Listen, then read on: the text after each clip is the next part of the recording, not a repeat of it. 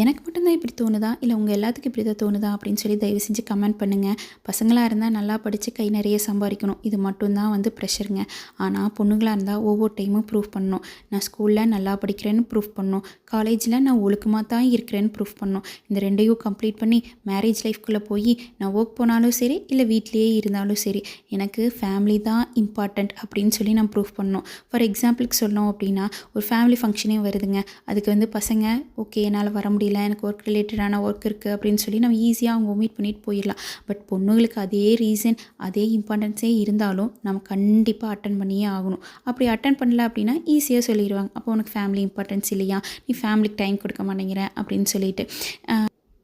இந்த மாதிரி எனக்கு மட்டும்தான் தோணுதா இல்லை உங்கள் எல்லாத்துக்கும் தோணுதா அப்படின்னு சொல்லிட்டு தயவு செஞ்சு கமெண்ட் பண்ணுங்கள். தேங்க்யூ.